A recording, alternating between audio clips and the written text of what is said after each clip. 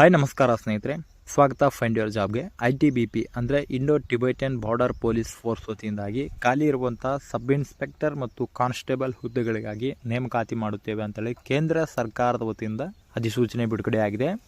ಈ ಒಂದು ಹುದ್ದೆಗಳಿಗೆ ಸಂಬಂಧಪಟ್ಟಿರುವ ಹಾಗೆ ಕಂಪ್ಲೀಟ್ ಆಗಿರುವಂತಹ ಮಾಹಿತಿಯನ್ನು ನಾನು ನಿಮಗೆ ಈ ಒಂದು ವಿಡಿಯೋದಲ್ಲಿ ತಿಳಿಸ್ಕೊಡ್ತೇನೆ. ಆದ ಕಾರಣ ನೀವು ಈ ಒಂದು ವಿಡಿಯೋವನ್ನು ಸ್ಕಿಪ್ ಮಾಡದೆ ಕೊನೆವರೆಗೂ ವೀಕ್ಷಿಸಿ. ಆ್ಯಂಡ್ ಅದರ ಜೊತೆಲೆ ನಮ್ಮ ಚಾನಲ್ನ ಇನ್ನೂ ಯಾರೂ ಸಬ್ಸ್ಕ್ರೈಬ್ ಮಾಡ್ಕೊಂಡಿಲ್ಲ, ಸಬ್ಸ್ಕ್ರೈಬ್ ಮಾಡ್ಕೊಳ್ಳಿ. ಆ್ಯಂಡ್ ಬೆಲ್ ಐಕನ್ ಕೂಡ ಆಲ್ ಅಂತೇಳಿ ಪ್ರೆಸ್ ಮಾಡಿ. ನಾವು ತಿಳಿಸುವಂಥ ಉದ್ಯೋಗ ಮಾಹಿತಿಗಳು ನಿಮಗೆ ನೋಟಿಫಿಕೇಶನ್ ಮೂಲಕ ತಲುಪುತ್ತವೆ. ಸ್ನೇಹಿತರೆ, ಸಂಸ್ಥೆ ಹೆಸರು ಬಂದು ಈಗಾಗಲೇ ತಿಳಿಸಿರುವ ಹಾಗೆ Indo Tibetan border police force ವತಿಯಿಂದಾಗಿ ನೇಮಕಾತಿಯಾಗಿದ್ದು, ಉದ್ಯೋಗದ ಸ್ಥಳ ಬಂದು ಅಖಿಲ ಭಾರತವಾಗಿದೆ. ಆ್ಯಂಡ್ ಪೋಸ್ಟ್ಗಳ ಸಂಖ್ಯೆ ಬಂದು 526 ಪೋಸ್ಟ್ಗಳಿಗಾಗಿ ನೇಮಕಾತಿಯಾಗುತ್ತದೆ.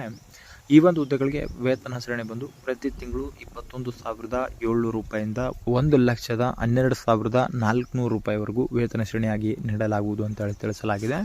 ಇನ್ನು ಹುದ್ದೆಗಳ ವಿವರ ಬಂದು ಈಗಾಗಲೇ ತಿಳಿಸಿರುವ ಹಾಗೆ ಸಬ್ ಇನ್ಸ್ಪೆಕ್ಟರ್ ಮತ್ತು ಕಾನ್ಸ್ಟೇಬಲ್ ಹುದ್ದೆಗಳಿಗಾಗಿ ನೇಮಕಾತಿಯಾಗುತ್ತದೆ.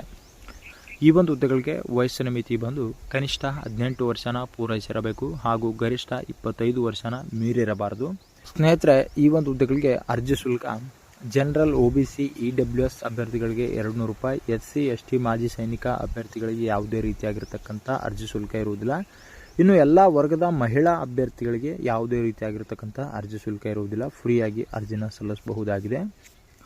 ಹಾಗೆ ಈ ಒಂದು ಹುದ್ದೆಗಳಿಗೆ ಶೈಕ್ಷಣಿಕ ಅರ್ಹತೆ ಬಗ್ಗೆ ನೋಡುವುದಾದರೆ ಯಾವುದೇ ಮಾನ್ಯತೆ ಪಡೆದ ವಿದ್ಯಾಸಂಸ್ಥೆ ವತಿಯಿಂದ ಅಭ್ಯರ್ಥಿಗಳು PUC ಅಥವಾ ಪದವಿನ ಪೂರ್ಣಗೊಳಿಸಿದ್ದಲ್ಲಿ ಅರ್ಜಿನ ಸಲ್ಲಿಸಲು ಎಲಿಜಿಬಲ್ ಇರ್ತೀರಾ. ಇನ್ನು ಮುಖ್ಯವಾಗಿ ಆಯ್ಕೆ ವಿಧಾನದ ಬಗ್ಗೆ ನೋಡೋದಾದರೆ ಇಲ್ಲಿ ಮೊದಲಿಗೆ ದೈಹಿಕ ದಕ್ಷತೆ ಪರೀಕ್ಷೆ ಅಂದರೆ PET ಪರೀಕ್ಷೆ ಇರುತ್ತೆ. ಅದಾದಮೇಲೆ ದೈಹಿಕ ಗುಣಮಟ್ಟದ ಪರೀಕ್ಷೆ PST ಪರೀಕ್ಷೆ ಇರುತ್ತೆ. ತದನಂತರ ಲಿಖಿತ ಪರೀಕ್ಷೆ ಆ್ಯಂಡ್ ವೈದ್ಯಕೀಯ ಪರೀಕ್ಷೆ ಮತ್ತು ಡಾಕ್ಯುಮೆಂಟ್ ಪರಿಶೀಲನೆ ಮೂಲಕ ಆಯ್ಕೆ ಮಾಡಿಕೊಳ್ಳಲಾಗುವುದು ಅಂತೇಳಿ ತಿಳಿಸಲಾಗಿದೆ. ಇನ್ನು ಈ ಒಂದು ಹುದ್ದೆಗಳಿಗೆ ಪ್ರಮುಖ ದಿನಾಂಕಗಳು ಬಂದು ಅರ್ಜಿ ಸಲ್ಲಿಸುವಂತಹ ಪ್ರಾರಂಭ ದಿನಾಂಕ 15/11/2024 ಆಗಿದೆ, ಈಗಾಗಲೇ ಪ್ರಾರಂಭವಾಗಿದ್ದು, ಮತ್ತು ಕೊನೆಯ ದಿನಾಂಕ 14 ಡಿಸೆಂಬರ್ 2024 ಆಗಿದೆ.